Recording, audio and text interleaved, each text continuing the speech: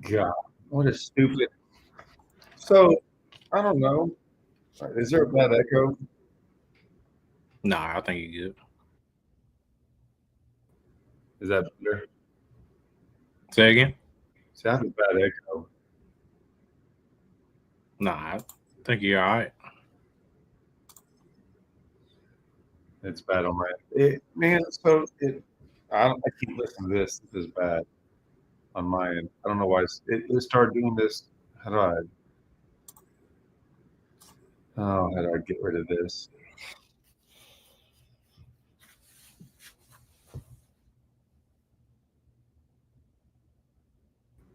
Is that better? Yeah. No, I don't know what's going on. They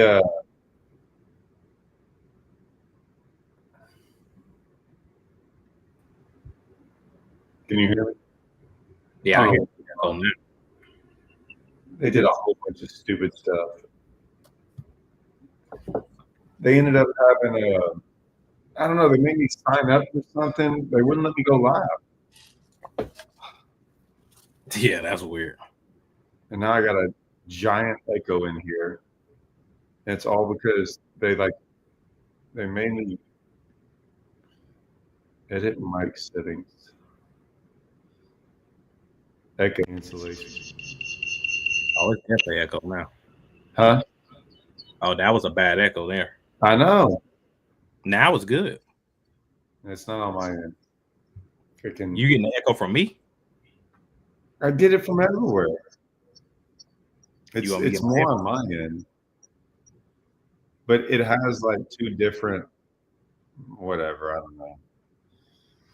It's not good on mine, but I'll just deal with it. Pete look like somebody. Pete said no echo. Yeah, no. I mean, it's just on my end. I'm gonna have to deal with it. It has me at two, and there's a big delay too on my end. Whatever. But yeah, like so I tried to go live right off the bat and it wouldn't let me. Now I signed up for something. I don't know how much I signed up for. It said they will not bill me at this time. So we'll see how that works. Oh, look, Yeah, I saw that. go go ahead. All right, Paul. Do you think the industry defines power and action correctly? What would you do differently? I think with that, like that's an interesting question because at that point you have to a company is going to have to define what the standard is going to be. And that will mean so like if Lou said this is the standard and this is what the industry needs to follow, I it's like how many other companies are going to follow that. So I think it's going to vary from company to company. I know like with like some other brands like I give you like Dobbins, like they have their whole power rating system. So whether you buy the coat, which is super cheap, or a I forget what their high end deal is, um, whatever that power is, it should match from the bottom to the top. So like I think the biggest way or what I would do differently is like I think each company just need to go ahead and just identify what the power and action is going to be. So if a 7.3 medium heavy is $100 rod, you buy it in a $500 rod, it should match. So that's the best way I can answer that question because I'm like, it's going to have to be defined by a company, and no company is going to be like, well, I'm just going to follow them or I'm going to follow them. It has to be defined by brand. So each company should define it on their own, in my opinion. That's the only way to do it Well, effectively. and if you don't know, John works. Tell him what you like. So I know John from Lou's, well, from Strike King and Lou's, but like, tell everyone what kind of like what you do. So little backstory: I ran the social media for Lose for and Strike King and Mott for 2.5 years, and I joined the Lose product development team last year, like right after ICAST. So I'm on the product development side. Been on the product development side for well, technically a year now with ICAST coming up. But I'm a rod and reel junkie. Like you see, I got all them rods behind me. Like I got reels all over here. Like I'm a rod and reel junkie. Always been a rod and reel junkie trying to find the right rod, right reel for the technique. That's kind of my deal. If you go ever watch any of my YouTube videos, that's what I try to help people do because finding the right rod is important. You can go fishing with any rod, but you got to have the right rod for specific situations. So that's what I do. So I've thought about this. I've thought about. I'll tell you what my thoughts are on what Paul just asked.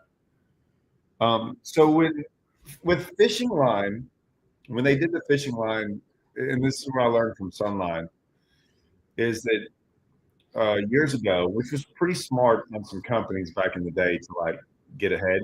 Mm-hmm. So like we'll just use 20 pound for example. I always talk about this. 20-pound line used to be 20-pound line, where you could break 20-pound line at 20 pounds, and that was the standard. So some companies went around, which is really smart, right? Clue in on the dumb consumer, which would have been me, by the way. I'm saying I would have been that person.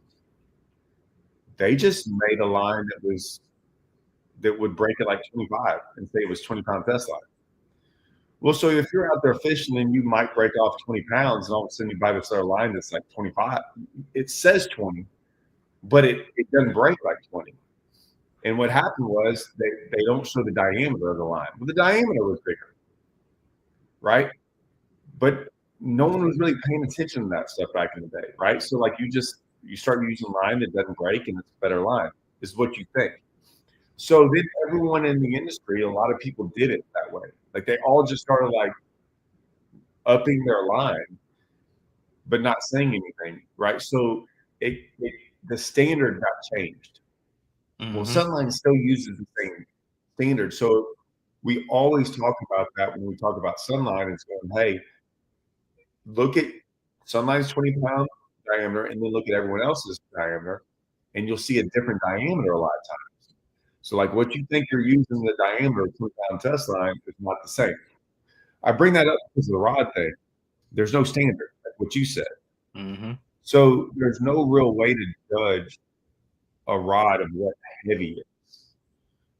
Yep. Like 20 pounds at 0.037 diameter, there it is. That's the standard.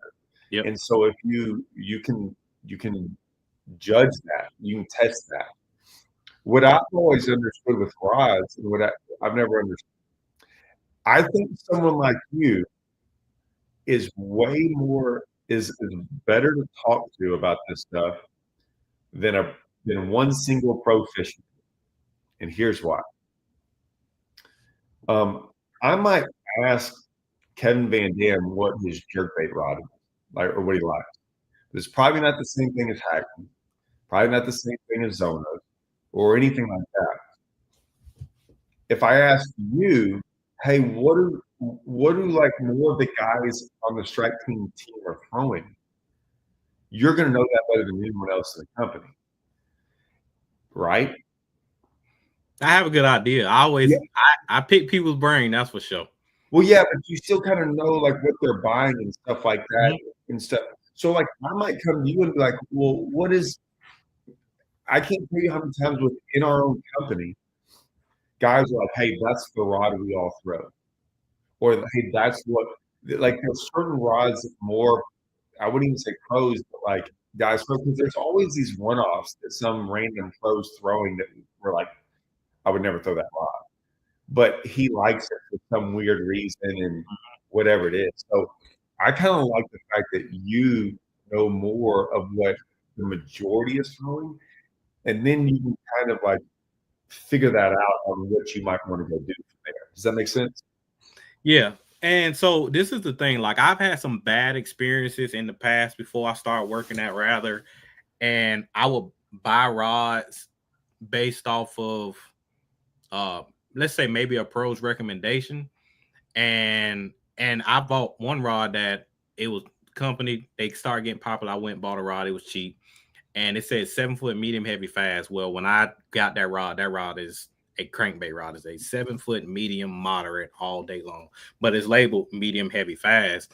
And one thing you have to learn is like you have to learn who it is that you're talking to, and you have to learn what it is that they like in rods to determine. They can be like, oh yeah, this is a great jig rod, and I pick it up and I'm like, this rod here is too soft, this is not a jig rod.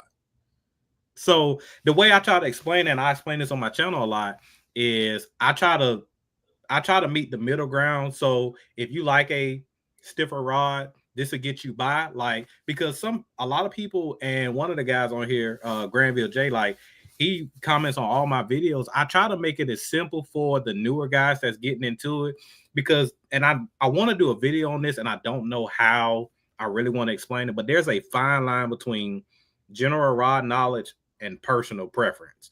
And I think that's where people don't think about it that way, because a general rod knowledge, like a medium heavy fast is a good all around power and action to use for a lot of different techniques. But once you start really like diving into like what it is that you like to fish and what you like, some guys like softer rods, some guys like more stiffer rods. And like with a special rod we got coming in a little while, it's a different rod, but once you use and you catch fish on it, it's like, oh yeah, it makes perfect sense. Well, I would say after of all my years, that's like the number one. And we're going to get into reels as well, because I can't wait to bring up this reel stuff.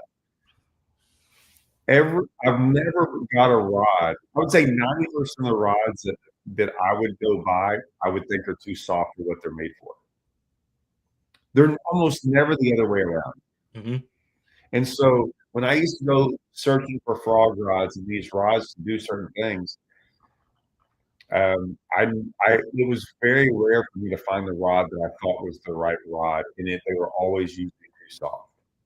Now, and you got to realize too, though, I went fishing with a buddy yesterday, and we were talking about, I can't remember what we were talking about, but they got brought up about like where we grew up fishing and then how it's changed. So I grew up on Livingston flipping docks. I can't remember how it started, but anyways, we said, or I was like, man, I had to learn how to cast fall, because when I went to Rayburn, you don't make any small casts. Like when you get out there, like especially fishing grass or fishing deep, every single catch you make is like, how do you throw the farthest? Mm-hmm. That's what we're trying to do. And so it was kind of a joke saying I had to learn how to cast far, because I had a guy come from Rayburn and he could not flip underneath the dock. Like he couldn't make short casts. And so we just found it funny, right? Well, if you've ever been on Rayburn and you throw out there as far as you possibly can, which is what we do on every cast, and you're fishing 25 foot of water, I can tell you how much line is out there. And it is a bunch. And when you try to set a hook on a 3/4 ounce jig or whatever, and you use some of these so-called jig rods, dude, you ain't, and it's an 8-pounder, and you can tell when you just barely get like 50% of like an actual good hook set in it. Dude, you're gonna I see it every time I fish with coalingers in the boat. Every single tournament I've ever watched, I will have coalingers lose fish. Every single one of them. And I look back and their rod is just doubled up. And I'm going, I'm getting a net half the time, thinking he's got a good one. And it's a 2-pounder. Mm-hmm. And I'm going, oh, and then when he does pull one up and loses it, and his rod's all bent over, I don't say anything, because I just don't think it's my place. Because I'm sitting there like, yeah, you don't have enough rod. Mm-hmm. I'd say that's like the 99% of why I think people lose fish. Yeah, I agree. Like, and that's you made a point on one of your videos. You was talking about how like you don't really care about, like, you care more about getting the fish out of the stuff more so than anything, because sometimes like you buy rods and like it might work for open water type stuff, but like when you're talking about getting close quarter combat, you flipping bushes, cypress trees, stumps, whatever, or there's like a little grass mat or something, like you got to be able to have enough backbone in a rod, like when you're shallow doing that stuff, and be able to get them suckers up out of there, versus you got like a little noodle, like you ain't gonna be able to do nothing with that. Well, like you said you can catch more. It's like you worry about the 7, 8s, 9s, and the 10s more so than the 1 and 2 pounders. Like, Well, all that. So here's the other thing. If the big fish for sure, but I can take a Snoopy rod. I can take a $19.99 rod out there and catch 50% of the fish I hook, or even more. I catch one that's 30 feet away on a dock that eats a thunder cricket. I can little Texas rig worm hook. Like I can catch fish. A kid can do it. Like you can catch those fish. You can catch them on a freaking Snoopy rod, right? A little push button. There are times where you're never going to lose a fish, Mm-hmm. but you're never going to lose that fish anyways. I care about the 10%. Those are the 10% of the fish that people lose. Those are the ones that matter. So it's the you come in and the guy's like, dude, I lost the biggest fish. I had a 10-pounder on today. I'm like, oh, you lost it. Those are the fish that matter. All those. All the other ones are irrelevant. Mm-hmm. So I always cared about the ones I lost, not about the ones I caught, because I think we were going to catch the. So I look at all baits that way. When you look at treble hooks, the way the bait's made, breaking off, like, oh, I only broke off once today. Well, I don't want to break off at all. So like I look at line that way, I look at rods, reels, I look at all, not in like catching the 75% of the fish you're always going to catch. It's the other 25, because the other 25 are really what matters. Mm-hmm. Because it's always the big one. It's always the one that gets wrapped up. It's the one on a dock. I mean, it's all the scenarios you have happen. Mm-hmm. Those are the ones I care about way more. And that's what I buy rods. That's why I don't buy specialty rods. Like we don't have specialty rods. And what I mean by specialty rods, none of us are like have this $400 rod pass through Strike King and lose. We all throw. No, like we all buy all of our stuff you can buy off the shelves. Yep. Or all the stuff we use, unless it's a prototype. But Yep. I mean, that's the way I look at it. I mean, but see, and that's the thing, like that's why I try to separate myself a little bit, like when it comes to the content stuff, and even when I'm talking to consumers at these shows, whether it's iCast, Classic, or wherever you see me out on the water, like what you see me talk about in my videos, what I recommend for you is the stuff that I use. I'm not going to recommend nothing to you that I don't use or have not used before. And I try not to buy like a lot of like super high-end rods, because I'm like, and I got some, and it's just like you don't necessarily have to have them to be able to catch the fish and be able to get the fish in the boat. But it's just making sure you got your stuff dialed for them situations, like you said, like them 25% situations to where I'm getting that fish in the boat. That's where it's most important. Like anybody can catch a fish on anything else, but it's just like having that right rod, having everything dialed is important. And like sometimes I get too far in the weeds with that and I have to back myself up. But it's just like I want to be able to like I see my buddy Kenny commenting on here a whole bunch. Like if he called me and be like, hey, what do I need for this situation? Definitely got to make sure I got the right rod, you know what I'm saying, for this situation. I say, hey, go get this. Because that's what I use. And I don't have no issues. So even that rod that you have now, that you went frog fishing with the other day, the one that's coming out, the signature series, like Lucas caught his personal best with me right before the classic, caught a 10-15. And then Kyle comes down after the classic, Kyle Patrick, and then he catches a 10 with me, and I catch a 10 that same day, and mine gets hung up on the spot. Like all that stuff happened, and he was laughing because he was like, "What do you have on there?" I'm like, "I got 30-pound shooter on," and he's like, "Really?" I'm like, "Yeah, recycle is fine." And then all that stuff happens. He's like, "Oh, I get it." I'm like, "Yeah," because he caught his personal best. So two guys came down fishing with me, and both caught fish over 10 pounds, their personal best. And they got to see. I'm like, that's why we do this. Like, that's why I have the rods I have. That's why maybe. And a lot of guys are like, well, I'm not fishing for 10 pounders. It's not that a 10 and 8, same 7. Almost every lake in the country has a 7-pounder. It's those scenarios though when you have like that stuff going on. And so I mean, yeah, I just look at rods really differently. And what's funny is good and bad. The the hybrid hunter rod that I started it all off with, like that I it was this junky telescopic rod, just like you. It said worm fishing on it. It was a 7.6. It might even said heavy. Man, there was nothing heavy about this rod. And I started throwing with Bubba back in the day, but I started throwing it on. And I'm like, this is the perfect rod. Well, guys will get that rod and go, this is junk. And I'm like, well, depends on what you want it for. I'm like, it's perfect for this. And then, Luz had the super. Like, I was really worried when I'm like, what are we gonna do? I don't know what I'm gonna throw now. When I switched over to Luz and I found that the Super Duty medium heavy, and I was like, oh, this is actually a better quality rod that actually is. Y'all didn't even know it. It was designed halfway for that. And now that we got the Signature Series coming out of mine, like we just tuned it up even more. But see, that's the thing about that. You don't have to have a nice, expensive rod.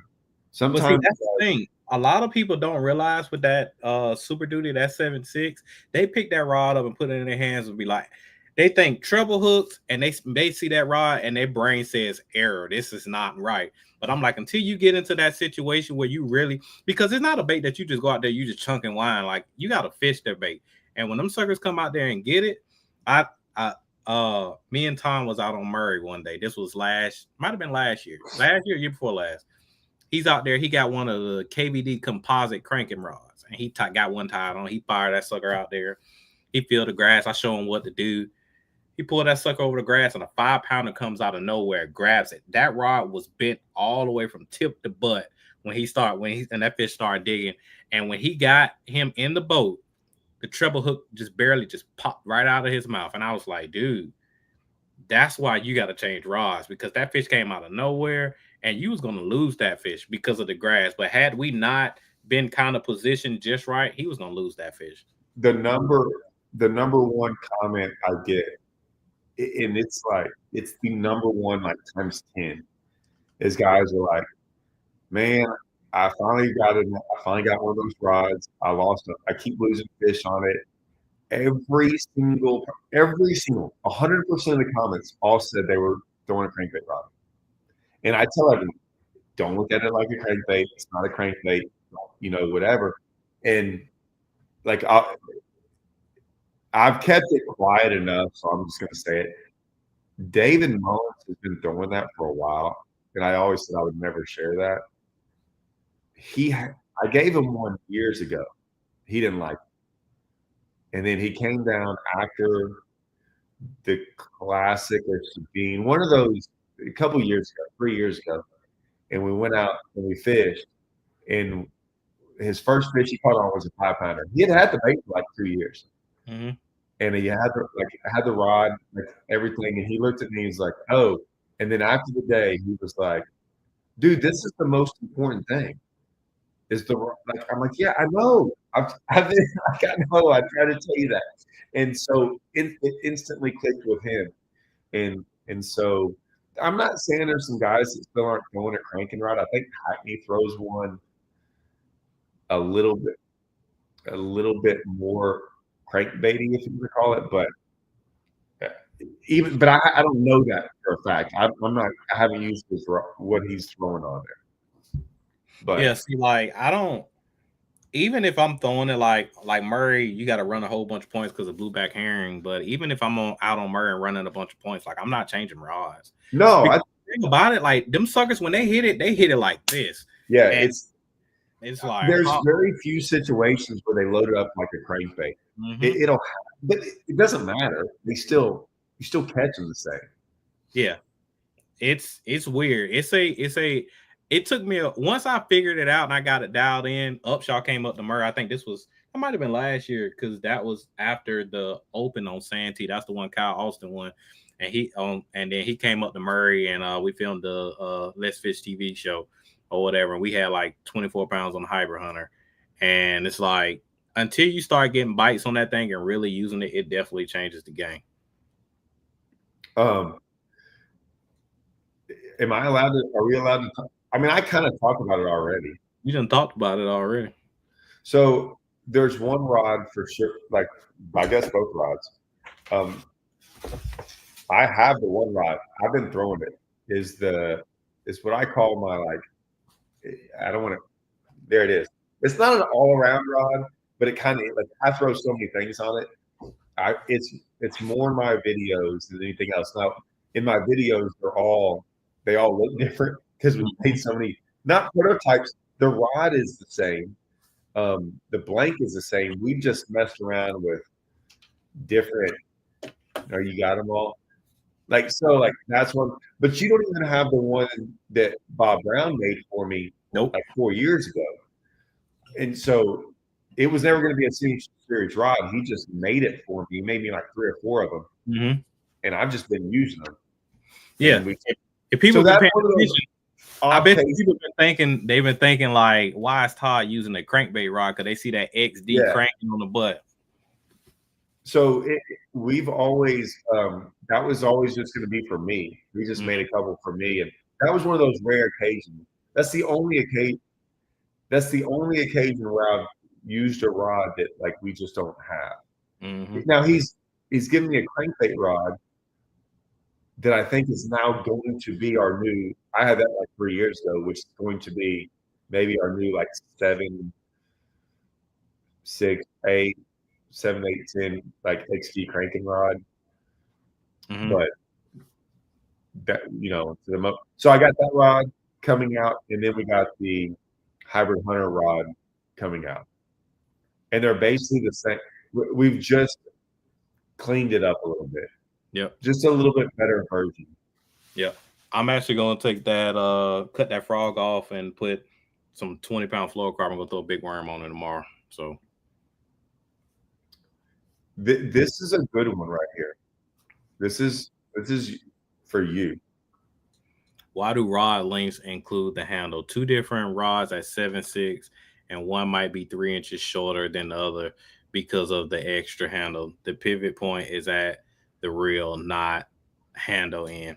I mean, that's an interesting take, which is, and I've also wondered that one as well. I feel like, and I've noticed that as well. Let me ask this: have you ever fished a rod that's labeled 7.6 and it feels like it's an 8-foot rod, and then you have those other rods that may say 7.6 but it feels like a 7.3? Like, I feel like some rods feel longer when you got a longer butt section on there, and it's like extra. It's like a whole bunch of extra rod there for no other reason. I don't know. Again, it's just normally like when you measure the butt section of the rod, it's from the back end of the reel seat to the actual butt end of the rod. What's up, Rich? I don't know if so I want to say my first rod, dude, I fished with a pistol grip when I was a kid, just for a little bit, and then it was pretty new when they actually started putting like longer handles on rods, and I like that because I was a skinny little kid, so a pistol grip was tough, and so being a 7th grader, like even like my little kids, like they need that extra support to fight fish. So I instantly, I mean, I might have done a pistol grip like a year or 2, and then those longer handles came out. There's some guys on strike team that don't really like the long butt end of the handle, and I cannot use those rods. Like, I think the perfect handle length is like 15. It's 15 and a half. I think I wouldn't even know what it is.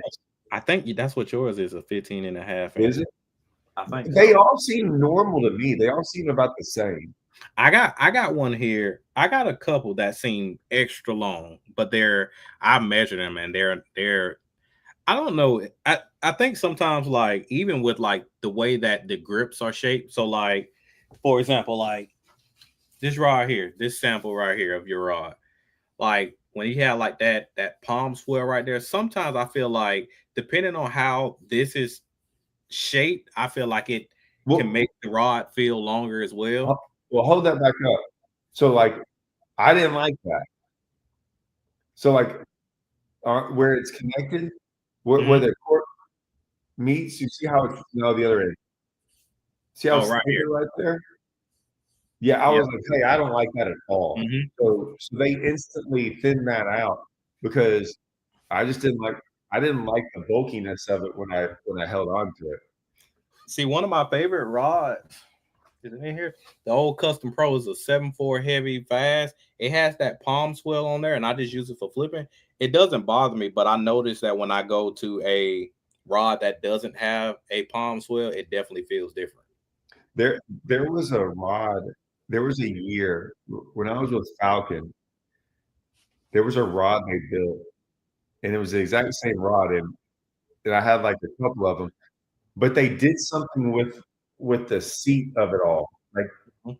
it was changed with the what do you call that little The trigger, huh? the trigger.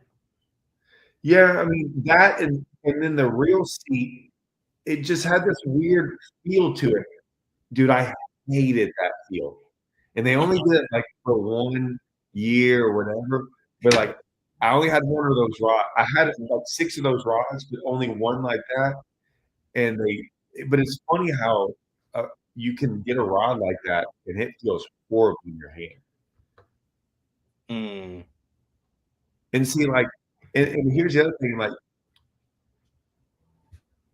yeah, I don't want 2 foot of handle either, but like I still have a big I don't need a little small handle to like frog fish and do all that stuff with it. Like It's fun. Like when them it guys doesn't go to get in like the way. them swim bait rods, them handles be so long. But I guess they just trying to tuck it, and then whenever they're making a cast, they need the leverage to bomb them big swim baits out of there. Right. I'm like, I get it somewhat in that standpoint, but I'm like sometimes I'm be like, man, them a long handle can feel it makes the rod feel extra long when I feel like sometimes I don't think sometimes you actually need all that extra handle back there to be honest with you. Well, and so I when those handles came out, I just threw. I didn't even think about anything different. It wasn't until a couple of years ago someone was talking about one-handed throwers, Hmm. they mentioned Wheeler like throws a lot one-handed, Yep. and I was going, I didn't even know that was a thing. I thought everyone just threw with 2 hands. No, there are a lot of guys, and I think, and it's funny you said I was sitting there thinking about that before you even brought that up. I think those guys were like, I think they're diehard pistol grip guys, because Dude, like yeah, you but and Wheeler's not. I mean, he'll be freaking slinging that thing, and I've tried it, and I about put Oh, a couple reels a couple times, well, a like couple times, bro. if you see, like you know how we all sit around like at ICAST and things and Mhm. tell stories, and everyone's like same thing, slit and hook. We all do those motions. Well, all mine are like that, right? Yeah. And oh my gosh, this is a great way for people to just throw hate at me. But we'll be out there. I gotta put this back. We'll be out there fishing, and I can't tell you how many times when we see a guy and they get it way out here, and they're like, I like I lose it every time. Uh-huh. I'm sorry if y'all do that. I'm just telling y'all, like you can see it a mile away, and Hmm. I always look at the guy like I don't think that guy knows how to fish. I'm Hmm. just telling you what I think. Yeah, it's interesting. I see some guys and they'll do it with. I've seen guys do that with one hand, like pull that sucker way out there and just the one hand. Well, I don't. If you can do that, that's fine. But it's when they straight arm it, and it look because no offense, anyone you ever take out fishing that's never fished before, they do more. Like we all know how to just go from here to there, quick, right? Mm-hmm. Because like even flipping, if you've ever seen anyone flip, like all of us can flip, just do this, right? Mm-hmm. But if you take anyone, they have to pendulum, right? Because they don't know how to do that. Yep. And so anytime I see that kind of cast makes me think you don't know just how to do that. Yeah. It's And a lot so, more like casting is a lot. It's more wrist action than it's arm or anything else. right. It's like someone playing baseball, you know, like if you see someone playing baseball, they don't know what they're doing, but someone didn't just play baseball, it's just quick, right? I don't know. Hey, the dude said, I think of the same. He said, I think the same when I see other mechanics using a mallet to take a wheel off a corroded hub. That's funny. I got in. I don't think. No, that's not about me. I got into this. I did a deal where I was like, "Hey, man, this is." I made a, me making videos all the time. I made a video of me taking off the wheel, and everyone in the comments, because I was saying how I do it, and I always keep like a 2-foot pipe in my truck, and it's for cheater. Because my 4-way won't work for whatever reason. It won't work on my Skeeter nuts and stuff, right? And so I just have to use a regular winch or whatever. And everyone got on there and it was like, "Oh man, you need to get a whatever you call it, just the impact." Yeah, an impact. And I said it in the video. I was like, 2 impacts. So we were at Richland Chambers. Russell had one, and I had a flat, and another guy had one. Two of them wouldn't budget. And I'm going, and then every one of them says that, and I'm like, yeah, I know. Like, everything works until it doesn't, right? And I remember I was at the marina, and I was walking around, and I found an old hurricane fence post, but it's just one of those big pipes. It was like 8 feet long, right? Yeah. And I just went and got that thing. I found it out laying around, put it on there, and instantly, broke it off. I was going, yeah, that thing's always going to work. It's always like the 2-foot pipe is always going to work. It's just my little cheater bar. And I don't know how many guys said, "Oh, you need to do this." I'm like, all that stuff works until it doesn't. Yep. Yeah. So,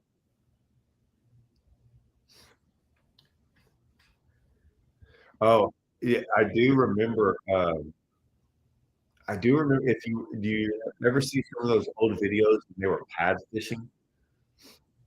And with like the spoon, and they had like 6.5-foot rods, and and I'm sure I remember when I started pad fishing because it was so good, like 50, 60 bites a day because we was doing it, and you had to get that many just to even like land that many. Because braid had come out, but I was using a 7-foot Tom Mann Jr. All-Star rod because that was the heaviest rod I could get. I'm just like, that's how long ago it was. And dude, I always tell everyone, I'm like, man, I went through guaranteed 20 rods and 20 reels over the next 6 years, trying to find stuff that won't break and that would work. And I did. And the reels would be, I'm not gonna lie, I would go in there and get reels. I would go buy the biggest reel I could get from any company. And there was one, I don't know what it was. It was a silver reel, big, and it was like their Super Duty. Third hook set, it exploded. It just exploded, like it just gears. I mean, it sounded like a freaking engine exploded, like when you blow up an engine. I was going, oh my gosh. Yeah. Yeah, like when you start, people don't realize like when you dive into like that real heavy duty flipping or whatever type of fish you're doing, you getting in that thick stuff, like you gotta have the right stuff. Reels, rods, the line, all of that stuff. Like if you ain't had that, what you said, you had what, 30-pound fluoro when you hook that fish around that stump? Like all that stuff got to be dialed because those are situations where stuff gets sketchy real fast. You would have had 17, you probably would have lost that fish because it was just sawing on that 20, I would have lost it. Mm-hmm. They even lose. So probably been, I don't know how long I've been fishing with lose, well over 2 years, but like guaranteed 10, 12 years ago, there weren't any super duties either. I mean, there were, like that. I was still going through reels, and so I was using the loose stuff, and I would have like my designated frog stuff, my designated frog reels, and I would send them back. I would send a box of like 3 reels every year, like in the wintertime, back to loose, and said, "Hey, the gears are jacked up," and I'd put on there, "Sorry, man, we take our frog fishing serious." You know? And like, 'cause I wasn't even mad. It wouldn't matter. I couldn't, they would last a long time, but I'm like, they got 500 hook sets of me basically setting a hook into a stump. That's pretty much what we're doing when we're frog fishing. And eventually, I always said, man, something's got to give. And I had figured out the rod, I figured out the line. I mean, I got 60-pound braid. The reel was the last thing; it was going to break, and that's why you're like, I know you're sitting there going, please don't bring up the super duties, but I mean, I use more super duties than anyone, and I'll never send them back. I have one of them 6, 7 years ago. They don't break. They're the best. I don't care what anyone says. They're the best bang for the buck. So, and this is the thing, like a lot of guys. So, if you ain't never met Todd in person, Todd is a big dude. So I'm 5'5", Todd 6'4", big hands. He fishes with the Super Duty 300. That's too much reel for my hands. So when I'm throwing a frog, I use the standard Super Duty, which is the standard size frame of any other reel. But again, like that reel there, you can do anything with it, but you got to understand, like when you buy a Super Duty, it's an 8-ounce reel. It's going to be heavy in hand, but it has beefed up gears to take a beating, i.e. Super Duty. That's what it's made for. And if you tear up a Super Duty, you're doing something extremely wrong, because those reels shouldn't be tearing up at all. Never. They never. Me and John were talking the other day, and I said, all right, send me, and you're sending it to me, right? So he's sending me the regular Super Duty, because I'm a guy who doesn't like to change, and I'm like, all right, like if it's too big for some, let me, like, I'm gonna be the guy that's gonna go try to break it. I know I can't break it because there's no difference. It's just a lower profile reel. But yeah, he sent me some regular Super Duties, so I'm gonna go pair that on my Senior Series rod. Like I said, over the next couple months, in my own head, I'm like, I'm just there to break stuff.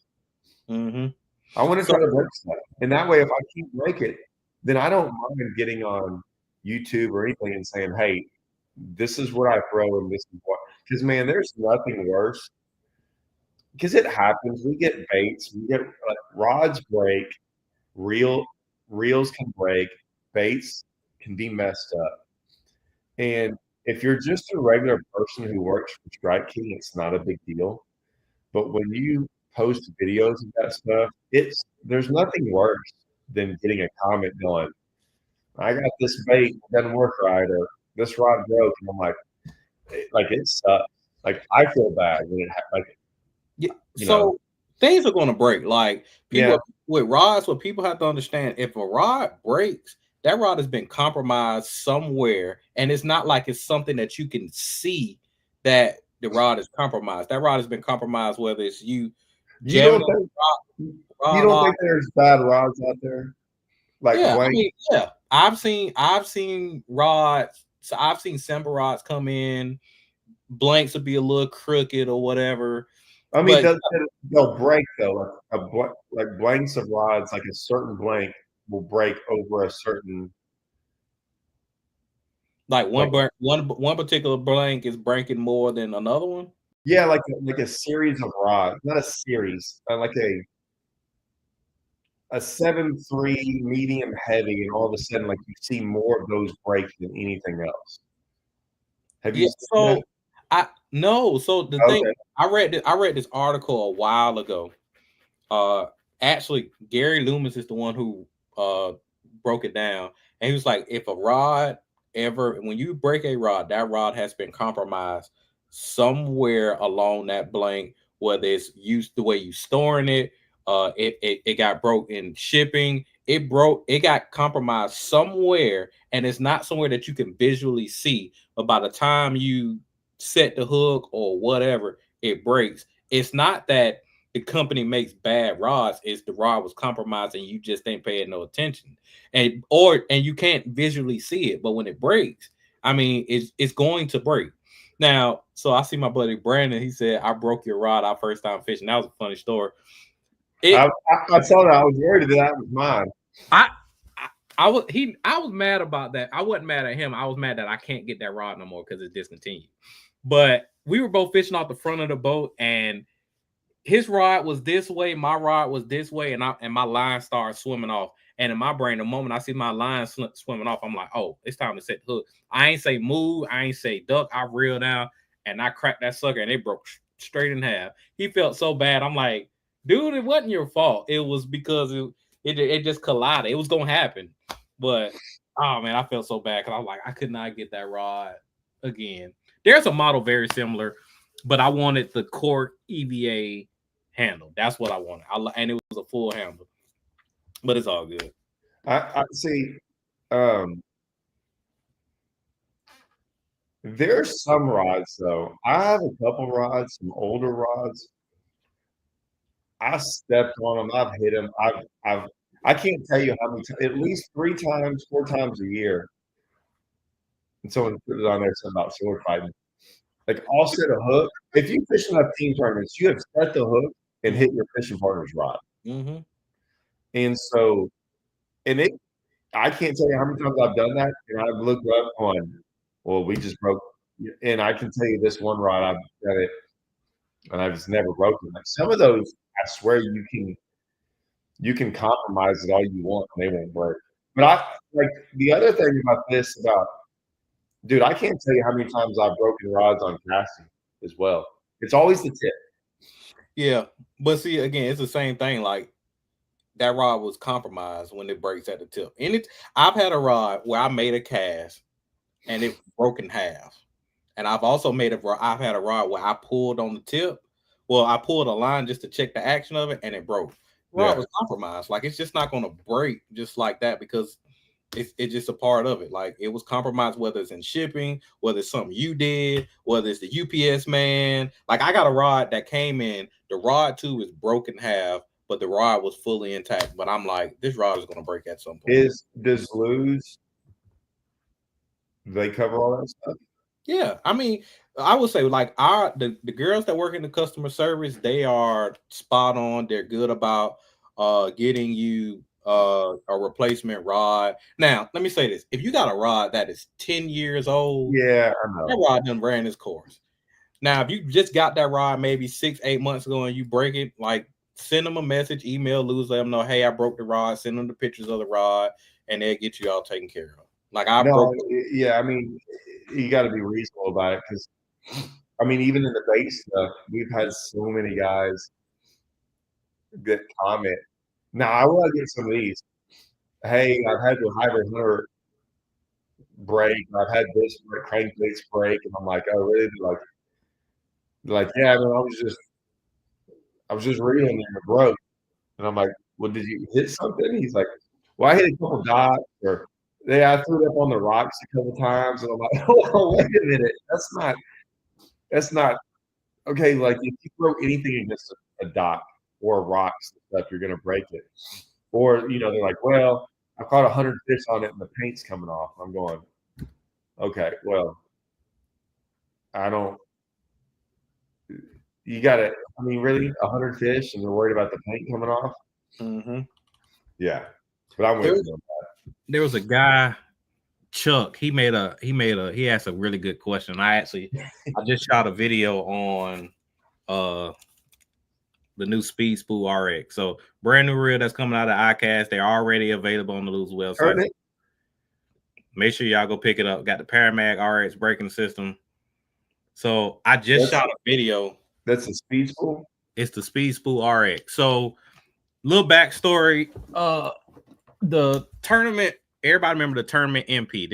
This reel has been around the Lose portfolio a while. This is the upgraded version of that, calling the Speed Spool RX.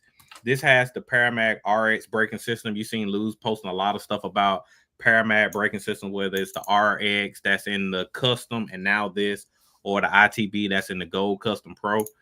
But yeah, so it'll be released at ICAST, but it's available now. So you go check your local tackle shops, and it's already available on lose.com. So 4 gear ratios, I mean, freaking bulletproof reel.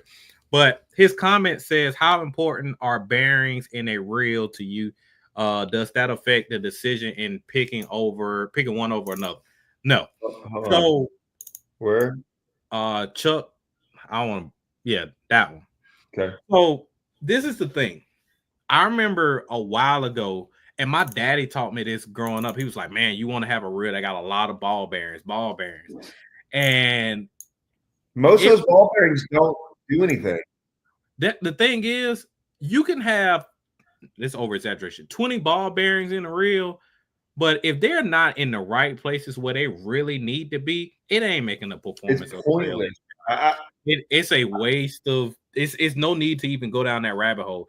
Like what I look for, maybe 3 things when I'm looking for a reel.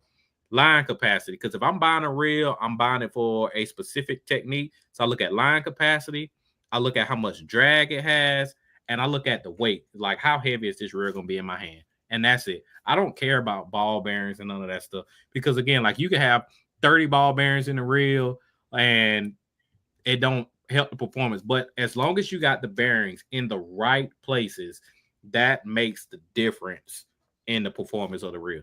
Because bearings in your reel knobs, like, okay, yeah, great. This is they just want to put on there that they got 11 ball bearings. Right. It's if they're not in the right places, it doesn't help your performance at all. I'm gonna get into the real stuff. What's this price? Oh, $179. Oh, $179. I'm considering, and I was talking to my wife and my buddy Kenny about this. I'm considering sticking to a certain price point in my arsenal, and I guess you can call it the working man price point. So somewhere between, I think, $100 to $250. I think that's a broad range. But I'm thinking about sticking in that range and only using products within that range. And I may even bump it down a little bit. But the only reason being, because I'm like, I seen a guy comment about using super high-end equipment. I'm like, sometimes you can buy super high-end equipment and you can't really tell like what you're really paying for. And like, I can buy a speed spool. They're not $100 anymore, but the speed spool was a reel that you can take and beat to death, and that sucker is just gonna run. It might not be super fancy looking, but it will run. But if I gotta buy something super high end, I'm gonna be afraid. If I gotta sit there and be scared to fish it, I don't need it, because I'm rough on my stuff. Like when I set the hook, I'm trying to break that sucker in half, and I'm trying to boat flip everything possible. And so I'm like, sticking within that reasonable price point. Like, that's the one thing I like about Lose. You can get a great reel and a great rod at a really great price, and you ain't got to break the bank. We have our stuff that for the bougie anglers. So we have your stuff for that, the guys who like the high end stuff. I mean, I got some high end stuff. I mean, you Pro TIs, like I've had an Elite, like we got the high end stuff, but like, dude, like that bread and butter, that 100 to 250 is probably the cap. Like anything within there, like you getting good stuff. And then we got something else that's coming out that's on the lower end. There's plenty of guys on the Strike King team, and that just work from Strike King, Lose, whatever. They get 5 reels for free, 30 reels for free. It doesn't really matter, dude. I'm the same way. Like I don't even look at cost, not in a bad way or good way. It's just like, and someone's like, "Oh, you don't care." No, it's the opposite. If it's $179 reel, I don't look at that and go, maybe the 279 is better. No, I can probably throw either one, but I choose the 179 because I liked it better. It's like the Super Duty is not as expensive reel. in the scheme of It's in that same price range that I yes. mentioned. It's like just over $200. Right. So I'm saying that because people see what I throw, and I'm not sitting there throwing these high-end reels or rods. You know, like I don't care what a rod costs either. Like I don't. Someone was talking about an ugly stick earlier. Like I threw ugly sticks when I was a kid, and I will say, could not break one. He also put on there you could not feel a fish hit it. Like there's a little, but I mean, you know. Yeah. My wife commented, she said, "Oh, we're gonna be saving money." I was like, maybe I done pigeonhole myself a little bit. But hey, I mean, and for anybody, like I buy all the stuff, majority of the stuff that I get. I have some samples here, of course, but like a majority of stuff, like I buy my stuff just as well, and I'm out there just trying to beat the stuff to death and trying to find the best stuff. Like a guy, he just commented and said, "Do I back the drags off?" No, Yeah. I leave my drags locked down all the time, and you want to know who's really good with reels? Who's that? One of it's my buddy Billy, but he's a saltwater guy. So like they have to be so good with their reels because of the salt water and everything. Yep. They take care of their stuff like big time. They have to. Yep. And he always told me, he's like, he'd get in my boat. He's like, you don't back off the drag when you're. I'm like, I haven't backed off my. And what we're saying is backing off the drag when you're not using it, like if you're setting it up.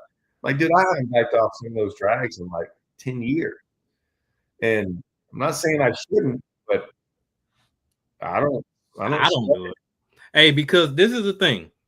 You gonna mess around and back that drag off because somebody told you to, and you ain't gonna remember, and you gonna set the hook and all that line gonna strip straight off of there, and you miss a giant. That's why I'm like, I would do it every time. Not doing it.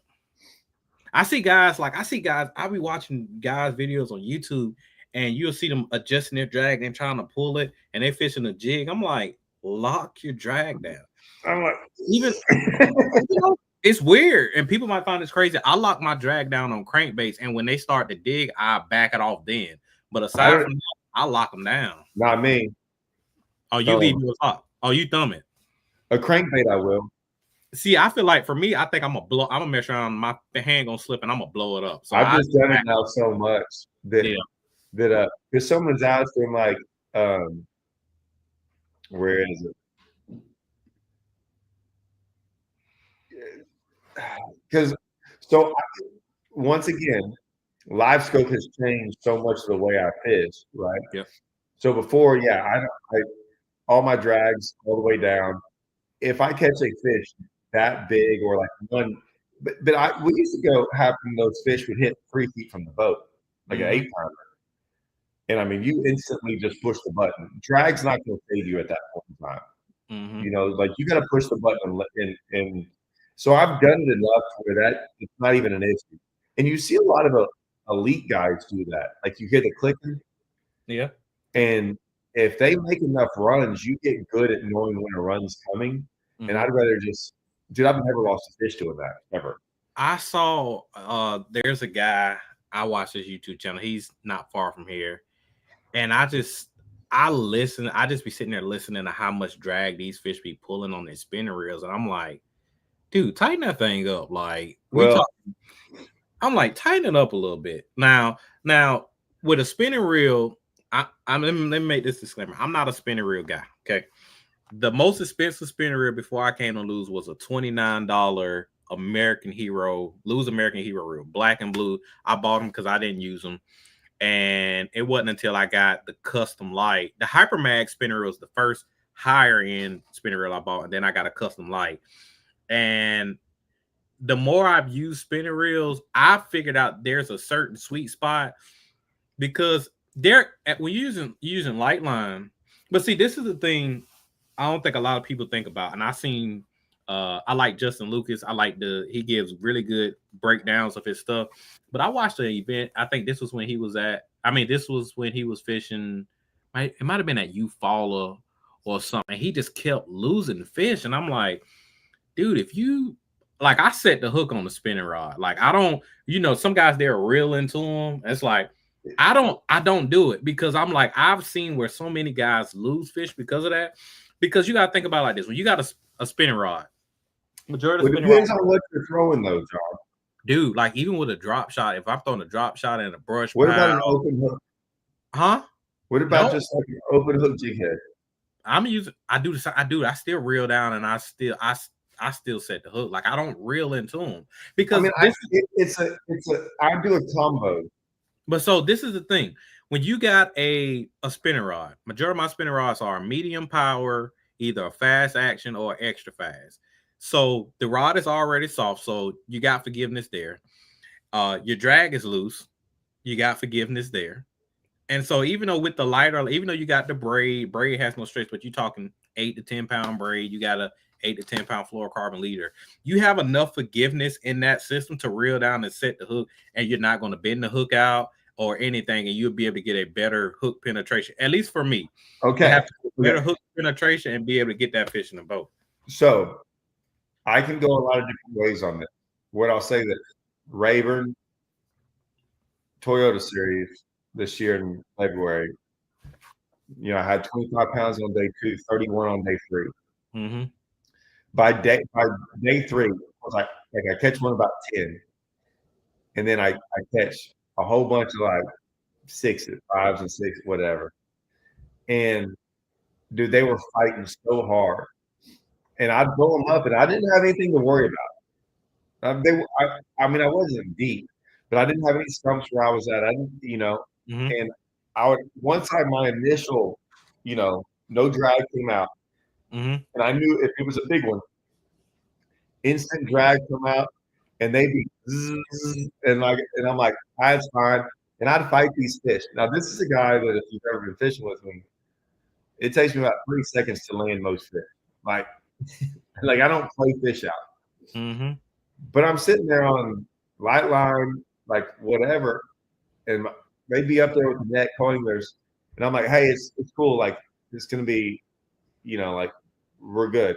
And I'd have giants on. Like my heart's kind of racing fast, but I'm not too bad. And I'm like, hey, look, man, I've already got the hook in there. I've done everything right. The only possible thing that could even remotely go wrong is if I randomly break off because it makes a run or does something. So I would fight these fish, and it would take a while, and this 6-pounder finally kind of come up, and we met it. And I never lost one in 3 days. I think I caught one over 7 every day. When I get comfortable like that, now I can't always do that because of stumps and like we have other situations going on. But I can kind of go both ways on that deal. But I think some of the northern guys that fish for, and we got some of them in our company, I think they concern themselves more with drag than what me and you probably do. Yeah, like, and it's because that customized spinner reel is like the drag system. I don't know, is phenomenal. I will say that. It's probably the best drag that we have. Yes. For now. Yes. For now. Yeah, for now. Oh, so I don't even. This is why I don't even know about half this stuff. For now. So like I got a prototype reel over here. I caught an 8.5 pounder on Murray on the drop shot earlier this year. And I saw him on live scope. He was around some grass or whatever, wasn't in the grass. Fired my drop shot over there. Never saw the fish go down. I lift up on it and just feel a little weird, and I reel down and I crack him, and he just digs. And I got it set. I don't back off the drag at all. I don't tighten it up. I got it set just right, and he digs. And I'm just reeling him in. I'm like, oh, that's like a 4-pounder. I'm like, no big deal, And I don't do all that playing. I don't like to play around with fish. Like I like to make sure, like, if my setup is right, I have all the necessary things in my setup to help me not lose the fish. And he gets to the net. My buddy Fred nets him, and it's an 8.5, and I'm like, holy crap! I think I would have played that fish a little bit different, but I reel down and I crack him because, like I said, I got all these other ways to help me, I guess, ways of mitigation so that I don't have to worry about really like if I set the hook. Like if they dig, they just gonna dig, and I'm just gonna let them do their deal. But I'm gonna get them in the boat. I'm with you. Like I think we get in. I know me and my fish partner, we get in fish faster than anyone else I know. But the spinning rod stuff is, I will say, at times I mess with them a little bit different. This is so you brought up something. This is two things that I would say. You brought up how heavy like a reel is to you. Mm-hmm. Okay, I know this is talking about sensitivity, but this is so he's talking about if y'all read all that. Mm-hmm. When we used to go around ICAST or any of those shows when I was younger, and there used to always be that guy, right, standing out front holding a rod, and they used to give you that rod. They're like, "Hey, feel this rod." And after about one show, I was like, I'm never taking a rod from a guy like that ever again. And I just walked out I'm like, no, I don't want to. I don't care what it is. And they're like, no, you got to feel how light this is. And I'm like, could care less. That I'm just telling you the two things I don't care about is how heavy a rod is in my hand. And I always used to like, they would say stuff, and some of them were kind of annoying. And me being a kind of a smart aleck, that's the nice way of saying me. But I'd be like, hey, man, I'm a man. If I can't hold a couple ounces in my hand all day long while I fish, I don't need to fish. Like, it's not heavy. Like a rod and reel is not heavy. And so I'm like, you think I'm going to notice an ounce different in my hand all day long? And I'm like, I don't care if the rod weighs 6 ounces more, but it can do the job I want it to do. Mm-hmm. That's the rod I'm going to get. Yeah. So I've never looked at how many ounces something is. I'm like, if that's the rod and I need it to perform for a job, that's what I'm doing. For me, I'm not taking away from anything else. The sensitivity thing is I used to think I cared about the sensitivity part when I was younger. Sensitivity in rods, I know there's a lot of different rods, so you could be thinking like the question could be about feeling a bite on a worm or like a crankbait, like spinner, like whatever. I don't care about sensitivity either because the rod tip should allow what sensitivity is. Like whether it's fast, slow, all that stuff. You could give me a broom handle and there are bites that I can feel like literally with a broom. And then they could have the most sensitive rod in the world, and they're going to be bites you'll never feel. And all you got to do is go sight fishing with me any day, and I can show you fish, bite your bait 1,000 times in a row. You're watching it happen, and you still can't beat it. So the sensitivity part to me is never an issue. I feel almost every bite where like, no, I've gotten bit because of line, watching it, rod, all those things. Like, I can feel it, everything. So there's not many times where I'm like, oh, I didn't know how to bite. So sensitivity has never been an issue. I think all those rods are made well now where that's not like a thing. Yeah, and so this is the thing, like I think you hear this a lot, especially that round eye cast. New rod series come out. Oh, these are the most sensitive rods I ever used in my life. And I'm just like, and so every rod is the best, the most sensitive rod you ever used in your life. It's so the thing, this is how I look at it, right? And I adopted this from a video Justin Lucas put out a long time ago. He said when you're using, let's say moving baits, so top water, crankbaits, or whatever, you don't really need a high-end rod for it. When you start getting on that bottom contact and you start dragging stuff, I feel like at that point, maybe invest a little more. But when I say a little more, like he mentioned a poison adrenaline, that's a $350 rod. Like I wouldn't pay $350 for a rod. Like I just wouldn't. Like unless it was, I would look for like there's a frog rod. There's a frog rod for the pads for the pads. Mm-hmm. And if I had like a giant, like and maybe not anymore, but like a swim bait rod or something. But any other rod, like something so specific that they don't really even make rods like that, maybe. That's a But different scenario. That's a yeah. But everything else you're talking about, 100%. I've never. like, I couldn't do it. Like I have not. I don't know if I met somebody that has been 100% honest with me. I've asked this question a lot, and I have never got 100% a good.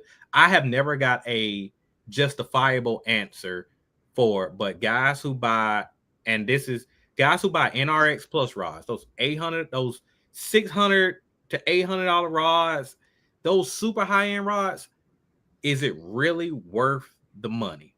I have never gotten a straight answer from that because I'm like, at some point, I'm like, well, okay, like, let me go with you on this.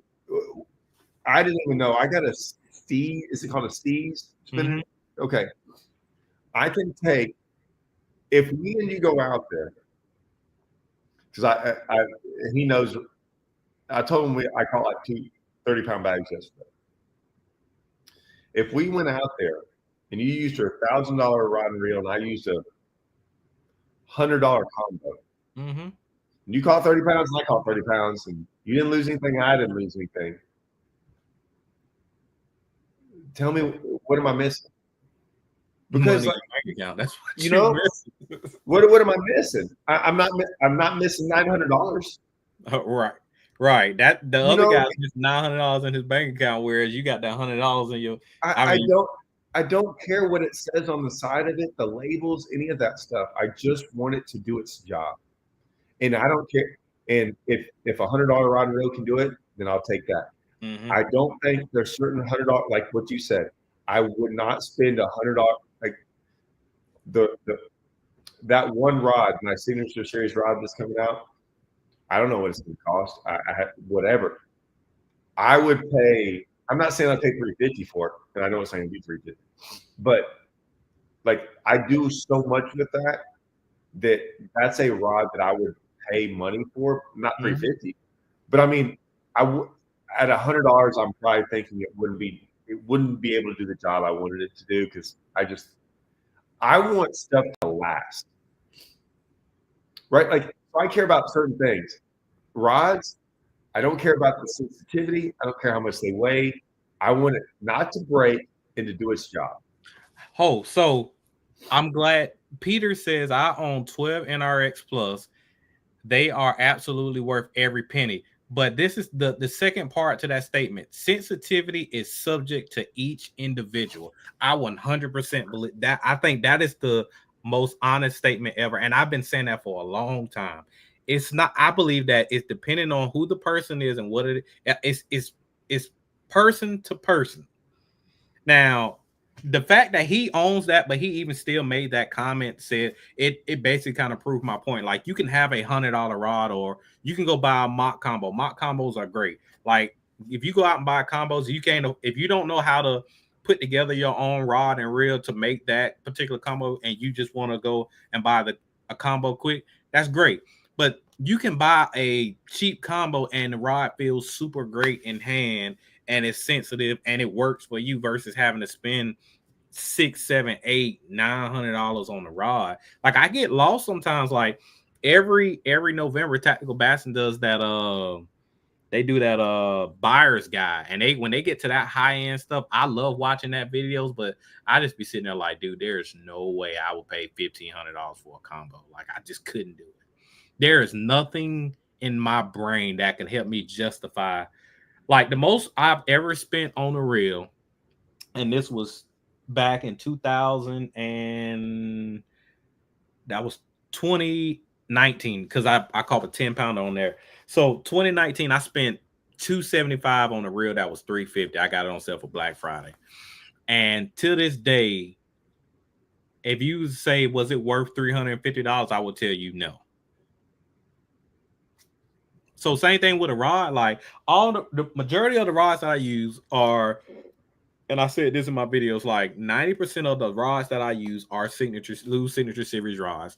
They run between $189 and 209. The price is somewhat changing right now, just the whole tariff deal. But they just over $200, and I'm like, that's the only rods that I use for 90% of my fishing. Now I got some custom lights. Now they're very niche rods. I got some custom lights, love those. I got the TP2s, best $100 rod on the market. Period. The TP2s are great. If I was on a budget and I only could buy $100 rods, I would buy the TP2s and put a speed spool on there, and I'm good to go. But even if I'm not on the budget, like I'm that $100 to $200 range, like that's it. I'm not missing bites because I'm not feeling them. Because sometimes you just get those weird, subtle little bites that you don't feel. But if you're paying attention to your line, you see that line swimming like that. Go sight fishing with me. Go sight fishing with me. Every person who goes sight fishing with me, you know how many times I have to tell them to set the hook? Set the hook. Got it. All the time. I don't even have the rod in my hand, and I'm telling them to set the hook all the time. Dude, they will. I can watch it, and there's no way you can feel it. You cannot feel some of that stuff. Like they can do that if they want to. I will say this: jerk betting all day long, piece of cake. Dude, go frogging with me all day long. Jerk bait's nothing.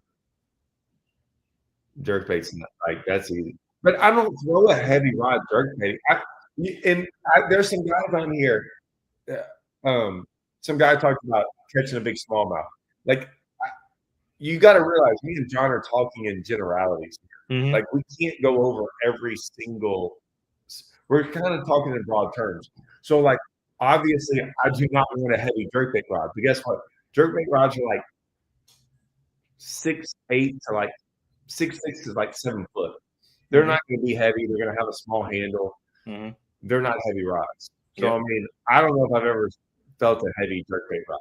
What I'm talking about is like, you know, the rods that are going to be used to do heavy stuff, like heavy lifting, like your worm fishing, your swim jig fishing, your frog fishing, like rods that, like what John just said was very important.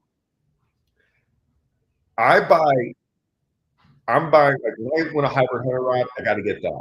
If I'm going to go deep cranking, I'm getting a good rod. If I'm going certain types of things, I'm getting rods that I'm like specifically looking for. Then I'll have these other rods that are like 7'2" medium. I have no idea what to do with that rod. But guess what? I throw some 30-pound braid on there, throw a top water on it, and I love it because I have to do something with my top water rod. But I don't know. Marcus Parker gave me an LFS 7'4" something rod. He brought it with me fishing the other day. I have done nothing but throw a 60 dog. I just made a video on about me throwing the Splash Junior on. Like I don't know what else I do with that rod. It is my top water rod, and I love it. But I don't know what else I do with it. It's a good rod for that. Like it's the perfect rod for that. But I mean, it's not some specialty like it's a rod. Yeah. So shout out my boy Fred. Fred asked, does sensitivity matter? This it goes back to what Peter said. I think sensitivity is based on it's based on the individual. Like it's just that's just really what it is. I think now this is the thing. Like the more you pay for a rod, you get more higher end components. So you might get better guys, you might get a better blank. Because guys are expensive, but whether you realize or not, like guys get expensive very fast. And so good guys, and you get better blanks the higher you go up in price point. And across every company, it's all different. But the way that I look at it, kind of piggybacking off of what Todd said, is this. If it's a technique that you do a lot and it's a bait that you fish a lot, I think it's okay to splurge on that. Now, what do I define as splurge? Again, I'm not going out there and buying a $600-800 rod and a $800 reel. Like I'm not doing it. But if it's a technique and that you use a lot, it's okay to splurge with it because you're gonna get your money's worth out of it. You're gonna fish with it a lot. Like my Pro TI, I have a Pro TI because I throw I was throwing a bladed jig a lot. I don't throw it a whole lot as much as I used to, but I used to throw a bladed jig a lot. I had that sucker rigged up all year long, and I bought that. I got that reel because I knew I was gonna get my money's worth from it. So a hybrid hunter, same deal. Like Taj rod, once they drop, like it's gonna be worth it because if it's something that you're gonna use, invest in it. But if it's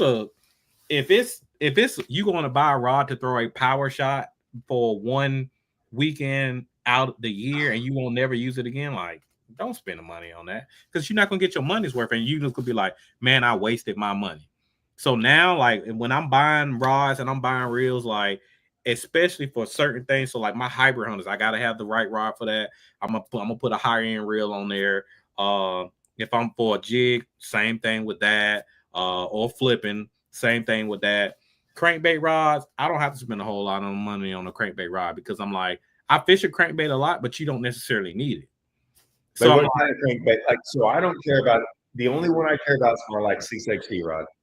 But like, man, I live down here at Raven. I mean, yeah, you gonna throw that a lot. yes, Like, we care about that. It went like a. If I was going to throw like 1.5 and 2.5, I just I have. If you ask me what I have a 1.5 tied on right now, I couldn't tell you what rod it's on. I get it, and when I stick it to the ground, if that thing bends real good, that's the one I'm using. I promise I couldn't tell you what it's on, but I guarantee it's one of my flimsiest rod I have out there. You know what I have? Probably have it on a 3XD rod. Probably what I got. That 3XD rod is great. No, I know, but I mean, or I could give, or you could give me a 7-foot medium that like bends really good. And I guarantee that rod's just as good. So fun fact. So the rod you like to throw the gravel dog on, that 7.4 custom light, Yeah, is very hair difference between that and the 3XD rod. it's Very it's the longer, custom right? light, they're the same Okay. length, the same power, the same action. The custom light has a little bit more oomph to it. That's what it has. Okay, I was wondering if you're gonna say that. Okay. Yep. It's Yeah. just a little bit more oomph to it. That's it. See, and what's crazy is like these all-star. Man, I'm gonna do a video. I'm just gonna go over and show. Like, I've got a pile of rods that I still have. 100% I got all stars in there. 100% I got some. I got some like old castaways. I got all kinds of weird old stuff in there. Yep. Like, like, and then you gotta think about like back in the day, like rod technology has gotten better. And when you think about like, for example, like combos, back in the day, like my first combo that I bought was actually my uncle bought it for when I got into bass fish. My uncle bought me a Black Max combo. And I used it for a while, and then I started investing in better equipment. And over the last, and that was almost 15 years ago. And the way now, like you can go out, like if somebody went out and bought a Mach Smash or a Mach 2 combo, like you're good to go. Like Yeah. you don't have to buy all that high end stuff. And I think sometimes people get lost in that. Now, one thing I want to explore this rabbit hole, but it's going to be expensive. I want to explore the Japanese world on rods and reels and really go down that wormhole. But the way my personality set up, like I have the addictive personality, and if I go down a path, I'm going all in, and I'm like, I don't, because the Japanese, I've noticed, like I had these random Japanese reels that are not like fishing reels, but like little short clips that'll pop up on Instagram, and they use like shorter rods. Their powers aren't as heavy, and because they're using a lot more finesse techniques. But even like when it comes down to flipping, like I watched a video of this guy he was the owner of a company, and he was fishing with the owner of the tackle shop on YouTube, and he was using like a 6.5, 6.8 heavy rod, but it was designed for something completely different, but it was like a multi-tool rod. And I was just like, man, the way the Japanese go Hey, about their stuff is just different, but it's a different wormhole. okay, look. Huh? I thought about something. Is it the whole Raven thing again? Now that I think about it, other than Takahiri, okay, because he's different. Mm-hmm. He's a Texas boy, right? He's not. If you see him, and he's done some good tournaments where he's like, I remember him being on Wheeler and he was freaking bombing that top water out there over the shallow flats. If you watch a lot of Japanese guys, you notice that they don't throw far. Am I wrong about this? They're very close, compact. Like they're either like close underneath the boat, like straight up and down, or they're like that. You rarely see them like throwing. Like Takahiri is the only guy that comes to mind where you might see him throw like a big old crankbait out there. But you don't see those guys doing a lot of like giant open water long casting. So am I wrong about that? Not there. You don't know. You're not wrong about that. I'm trying to think. Someone's going to come in the comments. So check this out. Koya, his minnow rod, it's a 5'6". Yeah, it's right there though. It's a freaking $1,200 rod, but it's 5'6", and I'm like, dude, is you like last time my 5'6" rod is my brim pole, and he got that sucker just tucked right here. And I know they're very compact with how they fish, and and maybe that's the style over there. You know, I mean, you got to realize though, 20 years ago when you watched guys fish, other than flipping and stuff, it was either like close to the bank, but everything deep was far away. Mm-hmm. Right? With live scope now, no one's casting past 100 feet. But like if you Carolina rig or crankbait or threw a jig, like I threw all past 100 feet because you were trying to get away from the spot, make long casts, stuff like that. I'm not saying I got to go, but let's do a rapid fire of questions real quick.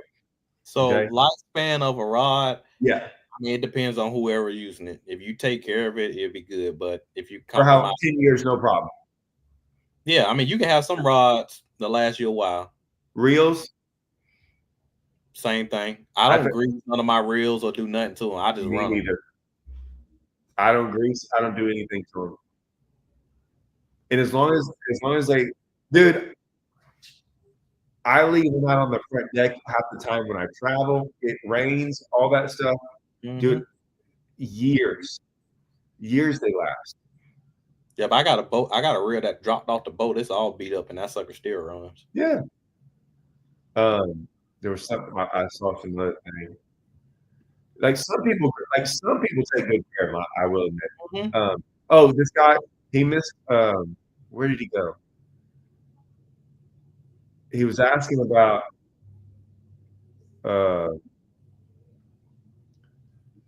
Anyways, maybe it's further down here. He was saying about. Oh, there it is. He missed the beginning of the show, maybe. What did I tell you? Everyone always says, I can't throw my crankbait rod. No. 7.6, medium heavy, and I would never throw 16-pound line. Mm-hmm. I throw 20. I throw 17 to 20. But see, again, like y'all, Sunline's 20 is like our Strike King 17. Okay. I'll give you that. So I'm like a 17 for the most part. 20. So, I throw 20 sniper. Mm-hmm. Is this true? What nobody talks about is several rod companies use the same blanks, just labeled different, like ABC Rod Company calls theirs. Nah, that's not 100% true. Because they're getting made in different factories. Yeah, like even if they're made in the same factory, like every company has like their own proprietary blanks that they use. They have like people think that just because something is made in the same factory as something else, it's just a different label. It's like, no, it's not. Like companies work with factories, and that's how, and they give them the specs and all of that stuff. So no, it's not the same. Some companies have certain patents on certain stuff, and only that company can use and stuff like that. So no, it's not. That's not true. Yeah, I'm not a bait guy, but I ain't going down that Japanese bait deal. That's not. Is I'm that what they're saying the JDM market is? yeah, Japanese domestic market. Like I ain't. I'm only talking about rods and reels. Baits. I'm like I keep my bait simple. Like I don't do all that other stuff, man. I just can't. Todd, you the bait tinker. I'm not. I went down that road um year when I was younger. And it's how I found what is now the hybrid hunter is is how I found like a lot of different baits. I was that it was different then, not and that was because of Strike Pro. Mm-hmm. I really didn't go down the rabbit hole. I just got to see stuff that no it was just crazy. I just got to go see stuff that no one else ever had. Yeah. And they didn't even have it on the market. It was just this random boxes of stuff. And so that kept me going for years. Mm-hmm. And I was quick to find some different baits. I always sit there. And there's a thing saying that like there's no secrets out there anymore. It's not true. There's tons of secrets out there. And this is what I'll say. This is the analogy I'll say. There are spots on Raver and on all these lakes where I have caught 30 pounds off of, and you might go to it and never caught a fish over 2 pounds. Mm-hmm. If you went there and caught 3 2-pounders off this one spot one day, Mm-hmm. and then 2 weeks later went there and caught 3 2-pounders again, and on Rayburn 3 2-pounders isn't a big deal. You might not ever fish that spot again, or you might go months without ever fishing it, right? Mm-hmm. And you hit it at 10 o'clock in the middle of the day in the summertime. And I go there in September early in the morning and crack 30 pounds off of it. Mm-hmm. You know the spot, but you don't know the secret. Yep. The secret is September early in the morning, and it has 30 pounds off of it. Mm-hmm. There are baits out there that guys are catching 30 pounds off, and you can go buy them at Tackle Warehouse. You just don't realize they're catching 30 pounds off. Mm-hmm. So it's not that the bait is some secret made in Japan that you have to buy, and you can't even read the label on. No, it's just the baits that catch 30 pounds on a lake that you just don't realize that guy in that boat 200 yards away is doing. Yep. And so there are plenty of secrets out there. It's just the way you look at what a secret is. Yep. Yeah. It's that's interesting. Because listen, every single spot that I've ever had on Raver is on the map. And when we caught 30 pounds off of it, no one knew. The only reason those spots got exposed was because they saw us on them. Yep. Not because they knew to go fish them. Yep. And that is a 100% fact that those spots are spots get found because of fishermen. One guy figures them out, and then those guys see that guy.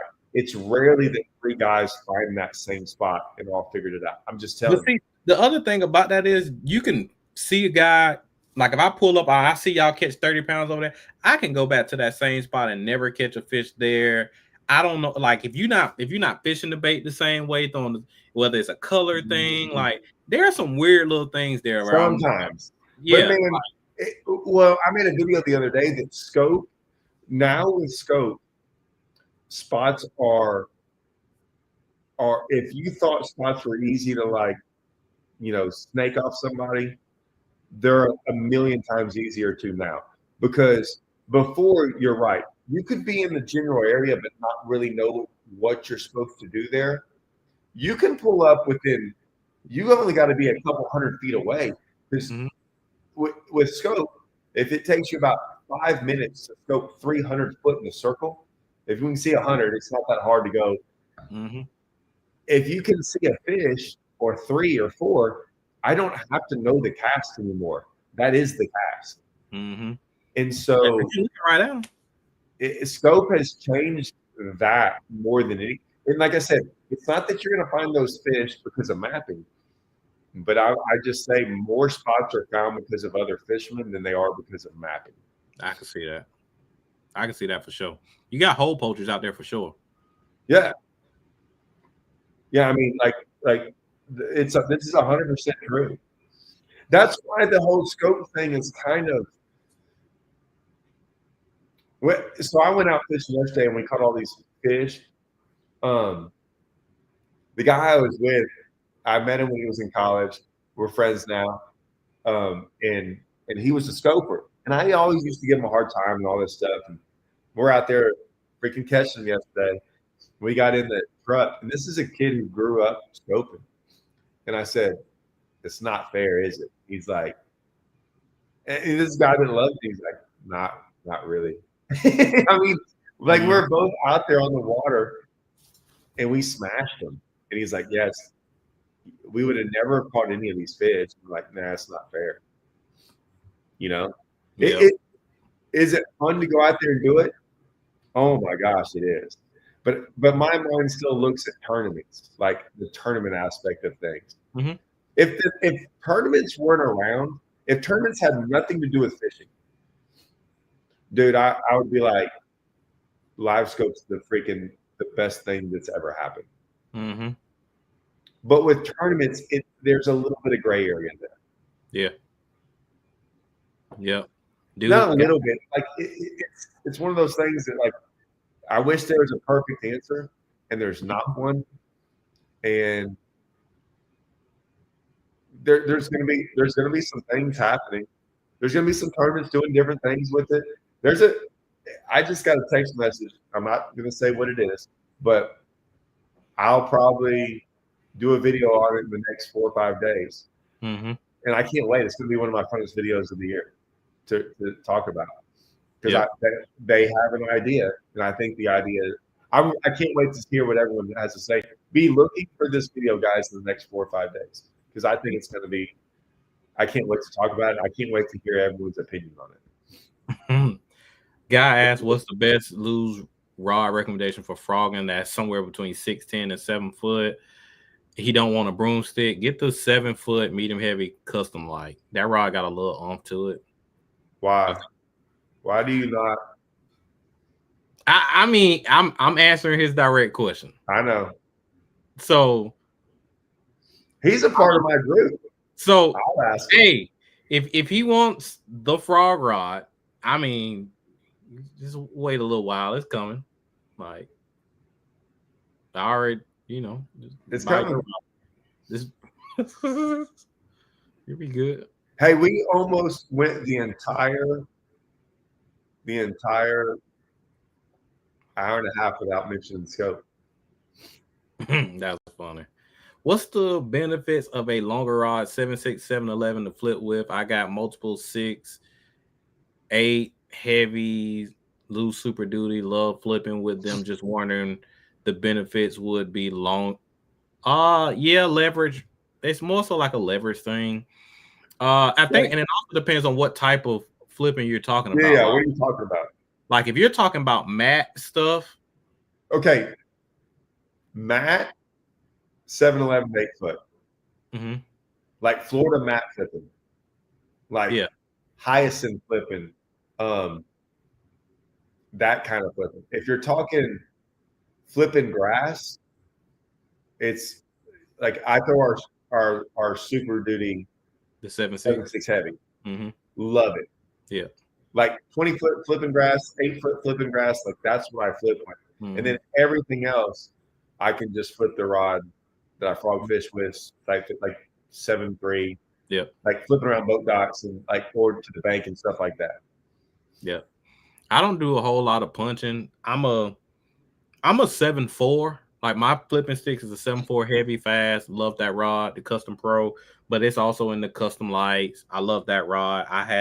There's that same 7.6 Super Duty rod. I got that one. I got Hackney 7.6. I mean, it's really more so like personal preference, but I've heard two different spectrums. Hackney, when it comes to punching and stuff in Florida, 7.11. But I also know guys like we were talking about this in the office. and some guys said they like a 7.6 over the 711. Sometimes the 711 feels like too much rod. No, it's never too much rod.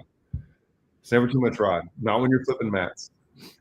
I don't get to do that a whole lot around here, so in what I guarantee you, how there's the number one thing you got to do, and Hallman taught me this, is the hook set.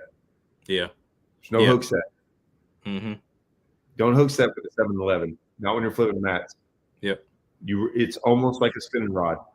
You don't. I've heard the same thing. Yeah. You pull into them and lean into them, because when you snap that rod, that big weight, throw that 1.5 ounce weight to 2 ounce weight. You want it to just go in there, and man, you're gonna lose them. Yep. You're gonna lose them. Yep.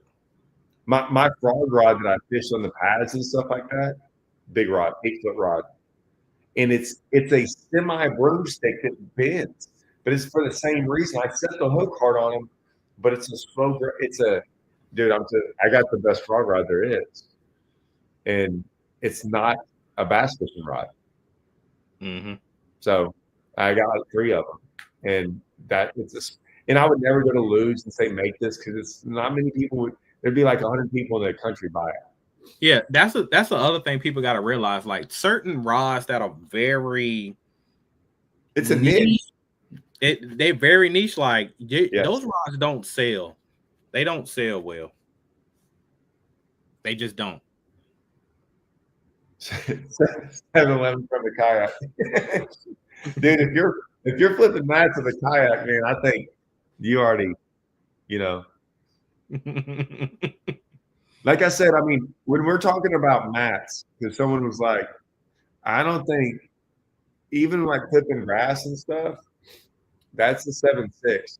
But if you're like, if it's mats, like Florida mats, or like big, like thick hyacinth stuff, or even pads you can probably get away with a 7.6. But everything else, it's an 8-footer. Yeah. 7-Eleven. They say 7-Eleven now because no one's gonna make an 8-footer anymore with freaking. It's the reason for that is the cost of shipping them things. Cost of shipping, yeah. Once it goes 8 foot, it's like $100 extra. Even 7-Eleven is still expensive. You can get away with 710 and just fly by the radar, but once you go 7-Eleven 8-foot, that sucker's expensive, boy. All right, I gotta go. Hey, this is my anniversary today. I'm trying to figure out. I seen you made a post about that earlier. I'm like, how is he getting on live stream on his anniversary? My wife would not have that. Well, we're usually gone, and we've never actually hardly ever celebrated our anniversary on the 3rd, because it's just a long story. Anyways, it might be a day earlier, a day later. We'll go, but today we're probably gonna go. I don't know. I haven't seen her. I think we're gonna go eat or do something. David, we already talked about Taj's rod. Yeah. Luke, I have to do something for Luke, because this whole other thing, but I didn't tell him about it. He started texting me. He's out there tarpon fishing. Oh, wow. He was tarpon fishing today, and I guess it's his birthday or something, but yeah. Well, happy anniversary to y'all. Dude, thanks for coming on. We got to do this again. It started getting deep in the weeds. I liked it. I tell you, man, we got to do it live though, because man, the people, the guys on here asking questions, and like that makes it so much easier. Yeah, they always have really good stuff. You brought up your wife. My wife actually brought up the other day how the first time y'all two met, I had you go over there and ask her questions about stuff. You remember that? At ICAST, I had you and Upshaw go ask her like these very specific questions, and I would just remember just peeking around the corner and watch her. She had this look on her face like, it was hilarious, and she still feels the type of way about that a little bit. She was like, "That ain't right." The last one I'll say, and I'll talk about this. It's not going to be for a while. It's going to be a couple months. Might not be until 2026. But that's just because we just got the okay. I mean, they haven't even started making them all. I mean, they just made some stuff, and by the time they get to Tackle Warehouse, I mean, It takes a while. I don't really care. I know it seems like a while, but hey, we got it done. Yeah, it's done. So yeah, there's only 4 of them probably, but they're coming. Yeah. Thanks to John. John made a lot of this happen. So nah, that's all Bob. I'm just here. I'm just the middleman. Well, all y'all did it. We all got it done somehow. Yeah, we're a big team. That's all it's about. Like, yeah. So that's what I like about Route Outdoors. We one big family, we one big team, and we want to see everybody succeed. So, I love it. It's good. Well, it's late where you're at. Yeah. I ain't heard my baby cry, so I think he still might be asleep from earlier. So there you go. All right. All right, man. I'll see everyone. Hold on.